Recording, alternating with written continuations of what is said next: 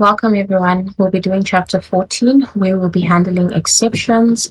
And our objective after completing this lesson, we should be able to describe how Java handles accept, expected, unexpected events in a program, list the three types of throwable classes, determine what expectations are thrown for any foundation class, describe what happens in the class stack when the exception is thrown and not caught, write code to handle an exception thrown by the method of a foundation class. So before we get into that, I'm just going to begin by debugging. So over here, we have our lesson 14, which inside of it, we also have our test array file.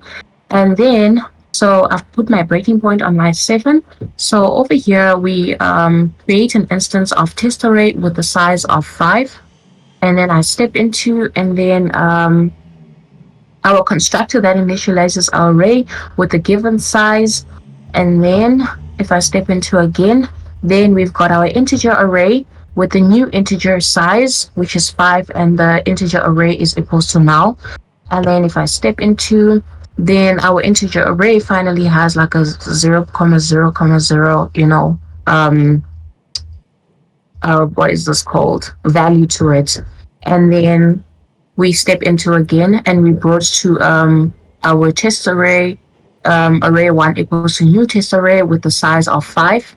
And then if we step into again, we've got our array, which has added an element with an index 5 and the value is 23. And the argument 1 is test array at 937. And then if we just enlarge this, this is basically what we get. Yeah. And if we view more, yeah. And then if we step into again, then we are brought down to our integer array index of so the methods to add an element to the array as a specified index. So right now, this will throw an exception if index is out of bounds. So let's see if our exception is out of bounds. There we go. 5 is actually out of bounds because it has passed the length of 5, for the length 5 actually. And yeah, that is it from my side. I'll hand over to Rakudo who will debug the next chapter, but So I'll be debugging. Let me just go there. I'll be debugging. My window is gone. Where's my window? Oh boy. So I'll be debugging. I'll be debugging the test class. So I have my breaking point on the on line 18 where we are creating the instance of test class, and then if I step into it will take me to test class and a new test which is still empty because we haven't assigned anything to it. And then if I step into and then step into again, and then it will take us to a method to try to execute a method that may be thrown. So we have we always left test class, and so there we can see it's just a method with nothing much, and then we step into it. And then so now this file, now this test class new test class now it has a test file txt. We can see there on our window, and then if I step into, it will take us to system printout, which is handling the IO exception. And then so it will show us that the specified path is invalid as our results. And then step into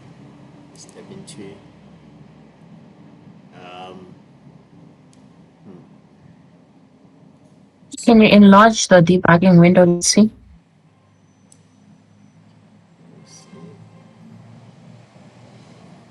Yeah, so there's the answer. The specified path is invalid. and then which is basically what was caught by the IO by the IO. exception, Yeah, which was given. and then we stop. But now looks it's done. Looks like it's done debugging. Yes, it is. So we got the answer. We got the path that the specified path is invalid. And yeah, so now we'll move on to The explaining book. the book. Sharon, you can start with explaining the book. Okay, so our first topic will be handling exceptions, which is an overview. So, what is an exception? So, Java handles unexpected situations using exceptions. Sometimes unexpected happens in the program. Something unexpected happens in the program. Java does not know what to do, so it creates an exception object containing useful information and throws the exception to the code that invoked the problematic method. There are several different types of exceptions. So, example of exceptions, we have the java.lang.array index out of bounds exception. It attempts to access a non-existent array index. And then the second one is a java.lang language class cast exception, which attempts to cast an object to an illegal type. And then we have the java.language null point exception, which attempts to use an object reference that has not been instantiated. And then we can also create exceptions too. So an exception is just a class. For example, public class, my exception extends exception.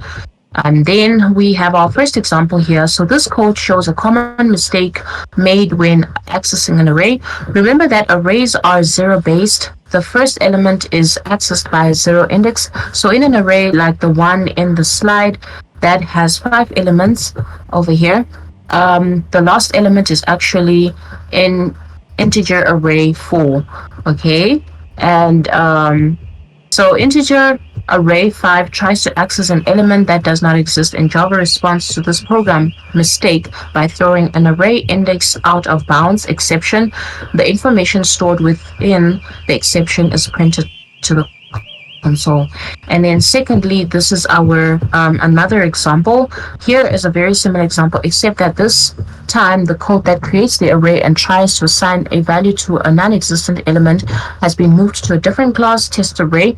Notice how the error message shown below is almost identical to the previous example, but this time the method main in test exception and the add element in test array are explicitly mentioned in the error message, which is over here. So we have the add element and also the test exception as well, and also the test array, which have been mentioned inside of the error.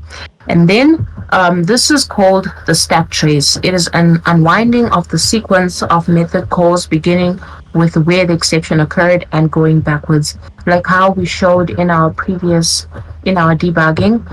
We also had exceptions over there. And then we have types of throwable classes. Exceptions are a subclass of throwable. There are three main types of throwables. We have the error, the runtime exception, and then we have the exception as well. So we move down to error examples out of memory error. So here we've got our array list, and the list is a new array list. So we have a while loop here that is initialized to true, and then the string is a string array. Sorry, what am I saying? A test string.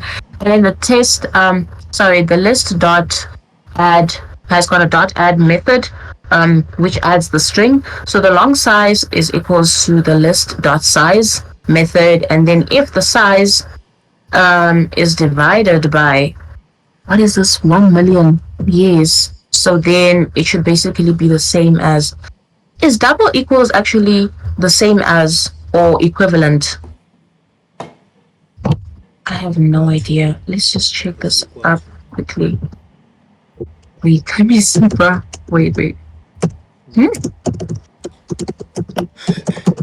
you're not gonna take my What is answer. happening? It's fine. Wait. At least Jada will see on the Is video. the equality operates? She will see Yeah, on the you're video that I right. try to help. So I'm not even gonna pause the video. Alright, let's continue. Okay, no, but you're right, actually. Yeah, very right. Okay, so it's equals to zero. And then the system dot out dot print is list has size divided by 1 million and a million elements. So this is going to be our output in the console. So list now has 156 million elements, and the list now has 157 elements. So the exception in thread main java.language out of memory error java heap space. So basically, there's no error over here. It's just as perfect, and it's like, yeah.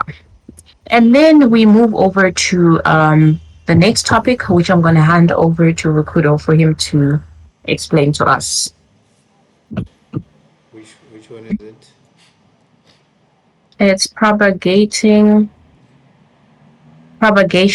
of exceptions Where is it here? Propagation. on page. It's on page 229. Yeah, I found it. This one.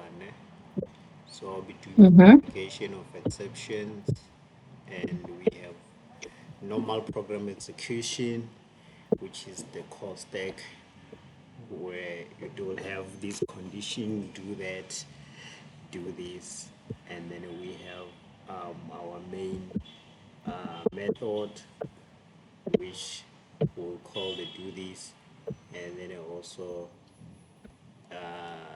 so how exceptions are thrown: normal program execution, caller method calls worker method does worker method completes the work, and then execution returns to the caller method. When exception occurs, the sequence changes.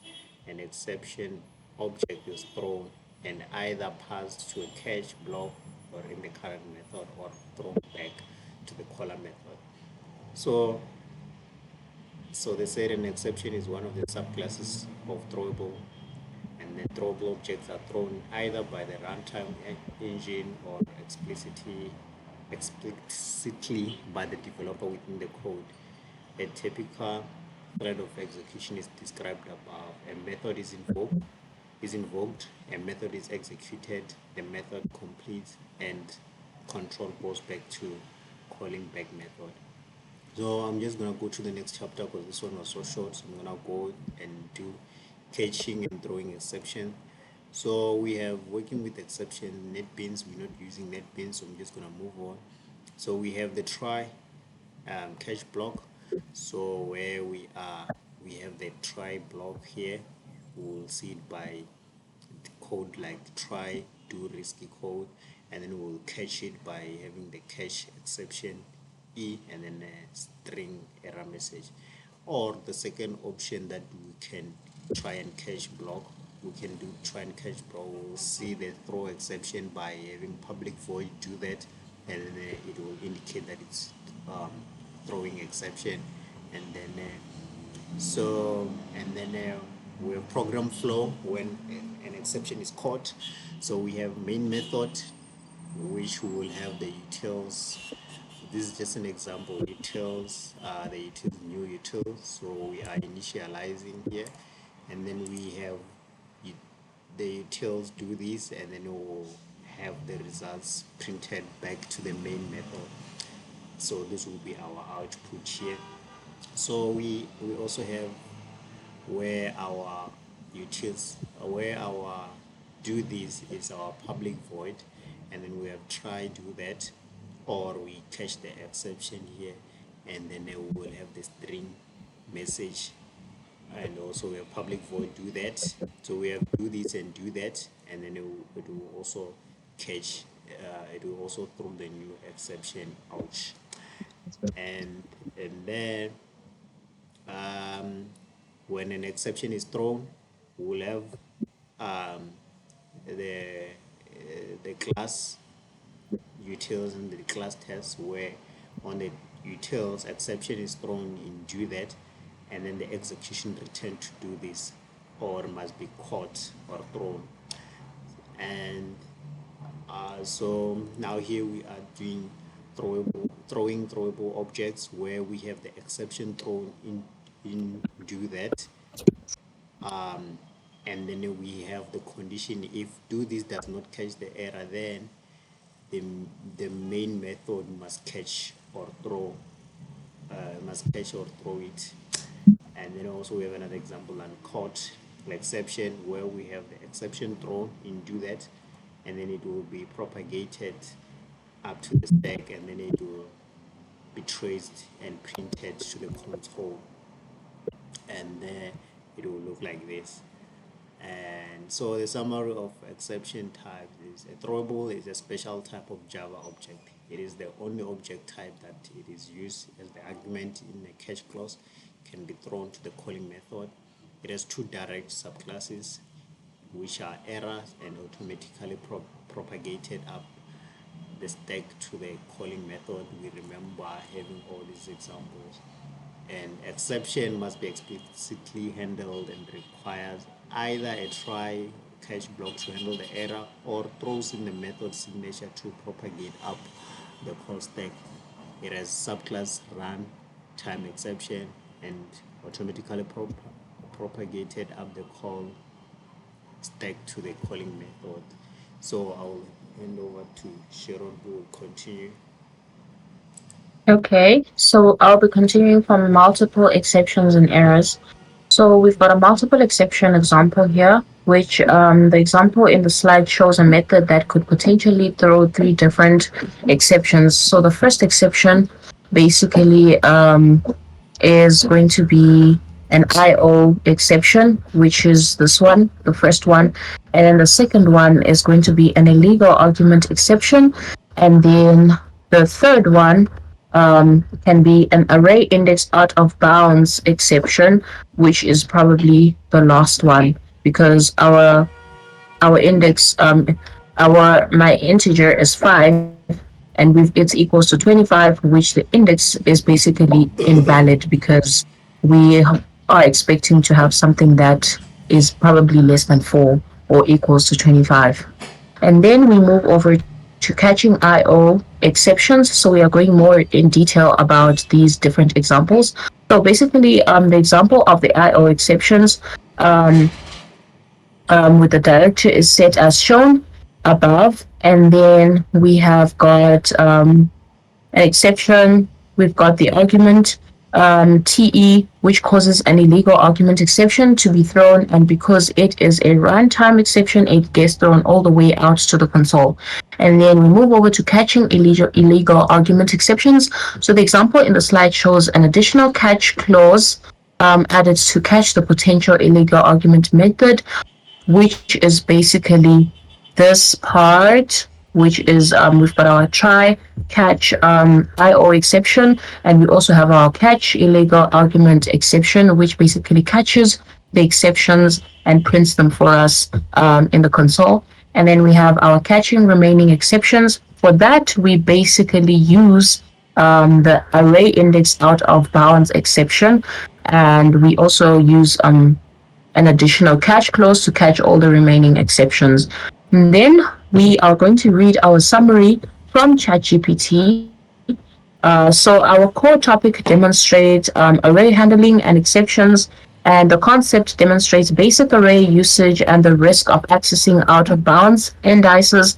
And the key point accessing an invalid index array 1 dot add element 5 with the size of 5 array throws an array index out of bounds exception.